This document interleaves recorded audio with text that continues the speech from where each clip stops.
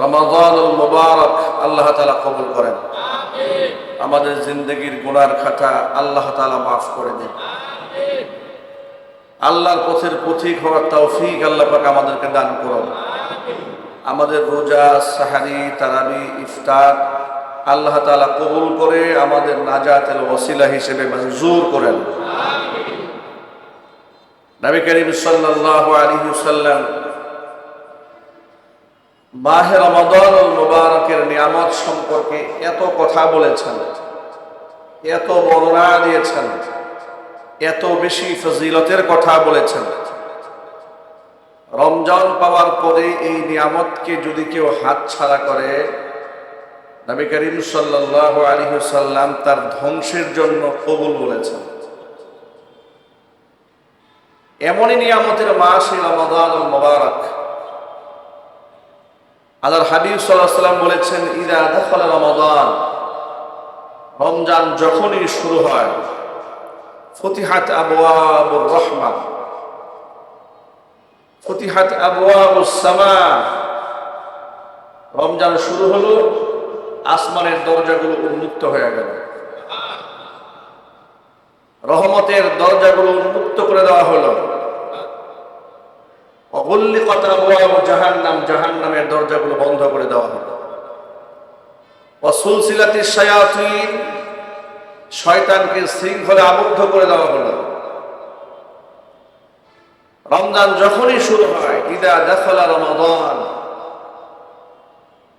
ইউনাদি মুনাদিন, একজন ঘোষক আল্লাহর পক্ষ থেকে মানুষের মধ্যে এলান করে, ইয়া বাগিয়াল খাইরি আকবিল ওয়া ইয়া বাগিয়াশ শাররি আকসির।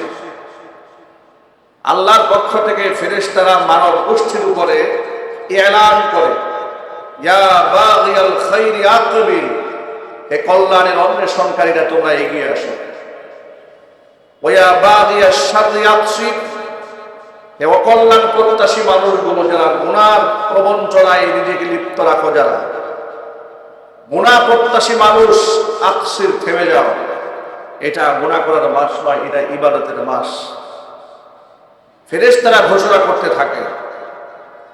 আবু হুরায়রা রাদিয়াল্লাহু তাআলা আনহু হাদিসের রাবী, বর্ণনাকারী সাহাবী হযরত আবু হুরায়রা বলেছেন, নবী করিম সাল্লাল্লাহু আলাইহি ওয়াসাল্লাম বলেন, কুল্লু আমালি ইবনি আদম ইউদাআফুল হাসানাতু বিআশরি আমসালিহা ইলা 700 দি'ফিন। ক্বালা আল্লাহু তাআলা ইল্লা আস-সাওম ফাইন্নাহু লি ওয়া আনা আজজি বিহি ওয়া ফি রিওয়ায়াতিন ওয়া আনা উজজা বিহি। বর্ণনাকারী সাহাবী হযরত আবু হুরায়রা রাদিয়াল্লাহু তাআলা আনহু বলেন, নবী করিম সাল্লাল্লাহু আলাইহি ওয়াসাল্লাম বলেছেন, রমজানের ইবাদতের মূল্য আল্লাহর কাছে এতটাই বেশি, কুল্লু আমালি বিনি আদম, প্রতিটি আদম সন্তানের আমল কি, ইউদাআফু হাসানাতু বিআশরি আমসালিহা ইলা 700 দি'ফিন, আমলের সওয়াবগুলো আল্লাহ তাআলা 10 গুণ থেকে বৃদ্ধি করে করে 700 গুণ পর্যন্ত বৃদ্ধি করে দেন। যে কোনো আমল, আদনা থেকে আদনা, ছোট্ট থেকে ছোট্ট, ক্ষুদ্র থেকে অতি ক্ষুদ্র, ক্ষুদ্রাতি ক্ষুদ্র আমলগুলোকে আল্লাহ তাআলা এই মাসে, যার ইখলাস যত বেশি, যার মহব্বত যত বেশি, তার প্রাপ্তিও আল্লাহর কাছে তত বেশি। এর মানে হচ্ছে, এই 30 পারা কোরআন রমজান মাসে নাজিল হলো, এর তেলাওয়াতের গুরুত্ব রমজানে অপরিসীম। প্রত্যেক রমজানে জিবরাইল আলাইহিস সালাতু ওয়াস সালামকে নবী করিম সাল্লাল্লাহু আলাইহি ওয়াসাল্লাম তার উপর নাজিলকৃত কোরআনের যতটুকু অংশ ছিল, প্রত্যেক রমজানে এটা জিবরাইলকে মুখস্থ করে শোনাতেন। জোরে বলেন আল্লাহু আকবার। দাওয়াত করতেন, আমার জিবরাইল রাসূলকে শোনাতেন, নবী করিম সাল্লাল্লাহু আলাইহি ওয়াসাল্লাম জিবরাইলকে শোনাতেন। রমজানে কোরআন তেলাওয়াতের তো বিরাট আমল রয়েছে। যদি কোনো ব্যক্তি রমজানের বাহিরে এই কোরআন তেলাওয়াত একবার শেষ করে পুরো খতম, সে পাবে 10 গুণ সওয়াব। রমজানের বাহিরে, রমজানের ভিতরে যদি সে এক খতম কোরআন পড়ে, আর সেই কোরআনের তেলাওয়াতের মুহাব্বত, ভালোবাসা, আন্তরিকতা ইখলাস, সওয়াব প্রাপ্তির আশা যদি একেবারে অকুণ্ঠ থাকে, তাহলে এক খতমের বিনিময়ে সে 10 খতম সওয়াব পাবে না, 700 খতম করলে যে সওয়াব হতো, বান্দার আমলনামা আল্লাহ সেই সওয়াব লিখে দেবেন। এই হচ্ছে রমজান মাসের স্পেশাল ফজিলত। এটা অফারের মাস। কিসের মাস যদি বলেন তো ভাই? এটাকে অফারের মাস হিসেবে গ্রহণ করতে হবে।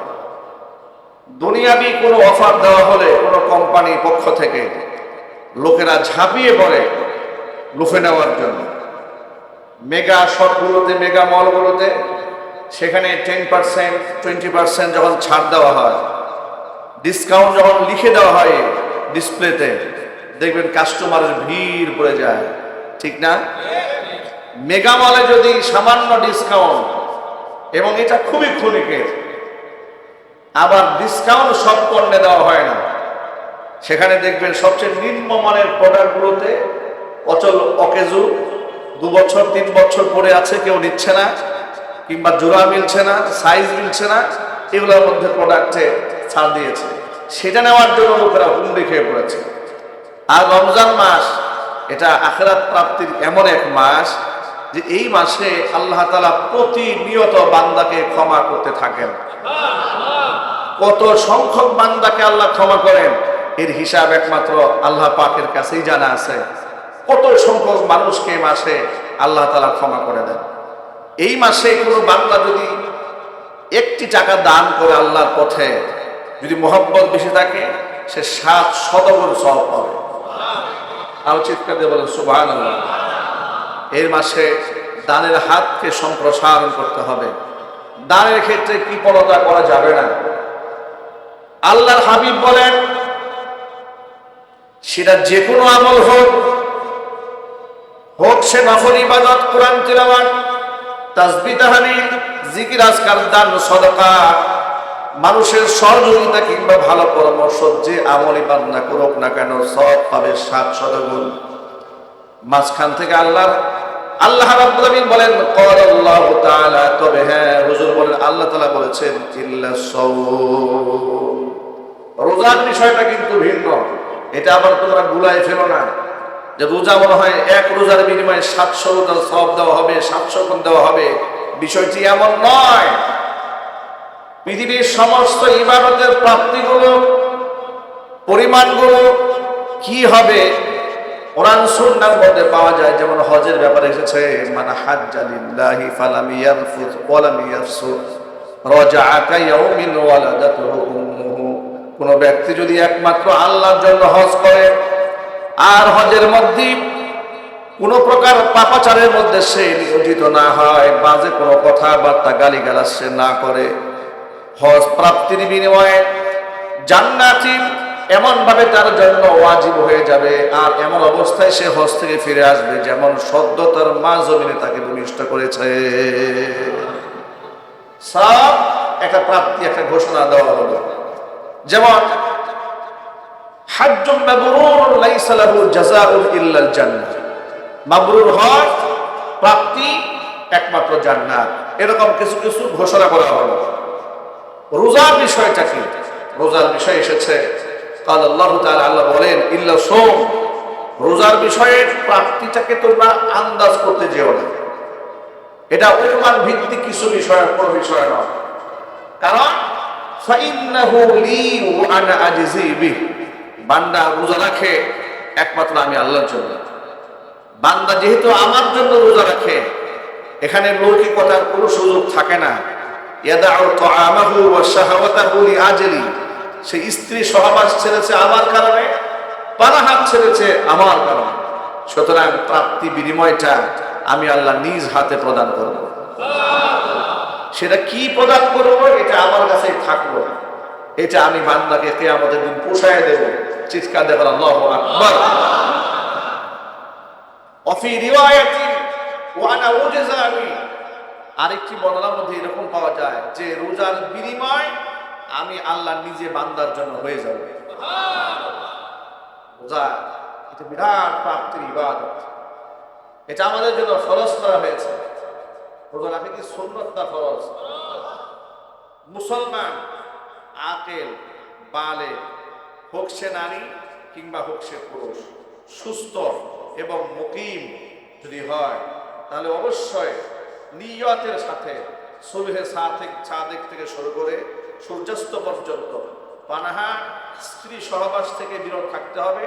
সাথে সাথে রোজা ভঙ্গকারী যতগুলো কাজ আছে সব কাজ থেকে বিরত থাকতে হবে, তাহলেই তার রোজা বলে গণ্য হবে। কিন্তু এই রমজানের রোজাকে শুধু না খেয়ে থাকাটা আমরা সাধারণত রোজা মনে করি। শিশুকাল থেকে আমরা দেখে এসেছি যে রমজান মাসে রোজা রাখে, এটা একটা রোজার একটা আনুষ্ঠানিকতা মুসলিম সমাজে দীর্ঘদিন ধরে চলে এসেছে। আলহামদুলিল্লাহ, সবাই বলুন আলহামদুলিল্লাহ। এটা একটা পজিটিভ সাইন, এটা ভালো দিক যে আমাদের সমাজের লোকেরা রোজাকে যথেষ্ট শ্রদ্ধা করে, সম্মান করে। ব্যতিক্রম তো কিছু লোকজন আছে, আল্লাহ পাক তাদেরকে হেদায়েত দান করুন, জোরে বলুন আমিন। রমজান মাস এসেছে, রোজার বিনিময়টা আল্লাহ পাক দেবেন নিজ হাতে। কিন্তু রমজান মাস কাদের জন্য? কারা এটাকে ফরজ হিসেবে পালন করবে?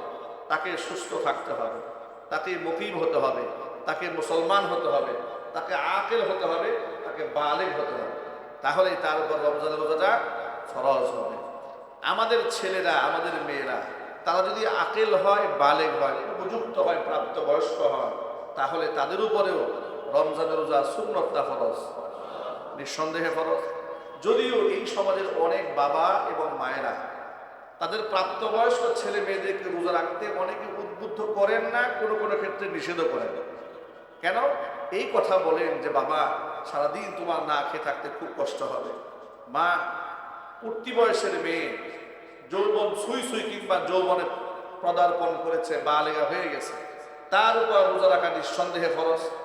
মায়ের আদর করে বললো যে না, রোজা রাখলে তোমার চেহারা নষ্ট হয়ে যাবে, স্বাস্থ্য খারাপ হয়ে যাবে, এ কথা বলে আদর সোহাগ দেখিয়ে সন্তানকে শেষ রাতে ডাকলো না। এরকম বিপদগামী বাবা মা কি এই সমাজে আছে না?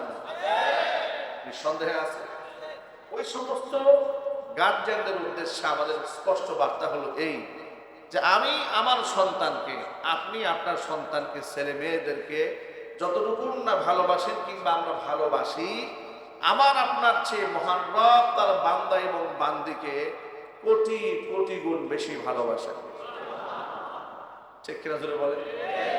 এই যে আমাদের যে মহব্বত, আমাদের যে ভালোবাসা, আল্লাহ তাআলা তার ভালোবাসাকে 100 ভাগে ভাগ করেছেন। কত ভাগে? মহব্বতকে আল্লাহ তাআলা 100 ভাগে ভাগ করলেন। 99 ভাগ মহব্বত আল্লাহ তাআলা শুধু নিজের মধ্যে রেখে দিয়ে দিলেন একমাত্র বান্দাকে মহব্বত করার জন্য। আর 1 ভাগ ভালোবাসা গোটা বিশ্ব পরিমণ্ডলের সকল কুল কায়নাতের সমস্ত মাখলুকাতের অন্তরে আল্লাহ পাক ছড়িয়ে দিলেন। 1 ভাগ মহব্বত গোটা পৃথিবীর সমস্ত প্রাণীকুল, সমস্ত মানুষকুল, সমস্ত পক্ষীকুল, সকলের অন্তরে আল্লাহ একদম ছড়িয়ে দিয়েছেন মাত্র 1 ভাগ ভালোবাসা। সেই 1 ভাগ ভালোবাসার একটা ভাগই তো চতুর্দিকে ভাগ করে দেওয়া হয়েছে। কতটুকু সিটা ফোটা আমরা পেয়েছি? এই এতটুকু সিটা ফোটাতে মা ছেলের জন্য, ছেলে বাবার জন্য, বাবা ছেলের জন্য জীবন দিয়ে দিচ্ছে। সুবহানাল্লাহ। স্বামী স্ত্রীর জন্য, স্ত্রী স্বামীর জন্য, এমনকি পশু পাখিরা পর্যন্ত সন্তানের জন্য জীবন বিকীর্ণ, একদম বিষণ্ণ করে তুলেছে। আল্লাহু আকবার। 1 ভাগ মহব্বতের যদি ঠেলাটা এই জায়গায় গিয়ে দাঁড়ায় যে আপনি আপনার বাচ্চাকে শেষ সাথে জাগতে দিচ্ছেন না, 1 ভাগের 100 কোটি ভাগের 1 ভাগ আপনি পেয়েছেন। আপনি 1 ভাগ তো আর একা পান নাই, ঠিক কিনা বলেন? এমন তো না যে 1 ভাগ আপনাকে একাই দেওয়া হয়েছে, ওটা সৃষ্টিকুলের মধ্যে সরিয়ে দেওয়া হয়েছে 1 ভাগ। আর 99 ভাগ মহব্বত আল্লাহ নিজের মধ্যে রেখে দিয়েছেন বান্দাকে দেওয়ার জন্য। জোরে বলেন আল্লাহু আকবার। তাহলে সে বান্দা বান্দিকে আল্লাহ কত ভালোবাসেন, সীমাহীন মহব্বত করেন। সীমাহীন মহব্বত করে আল্লাহ পাক তাকে হুকুম করেছেন, আকিল হয়েছ, বালেগ হয়েছ, মুসলমান হয়েছ, রমজান মাসে রোজা রাখো। কি ফায়দা হবে? কি আল্লাহ নবী সাল্লাল্লাহু আলাইহি ওয়াসাল্লাম বলেছেন, সুমু তাসিহু, রমজান মাসে রোজা তোমরা রাখো আর সুস্থতার নিয়ামত লাভ করো। জোরে বলেন সুবহানাল্লাহ। রমজানে রোজা রাখলে সে দুনিয়াবি ফায়দাও পাবে, সে সুস্থতার জিন্দগি পাবে। আপনারা হসপিটালগুলোতে তালাশ করে দেখেন, একটু কলেরা হসপিটালে যোগাযোগ করেন, রমজানে রোগীর সংখ্যা কম। সুবহানাল্লাহ বলবেন না? রমজানে কিসের সংখ্যা কম? রোগীর সংখ্যা রমজান মাসে কম।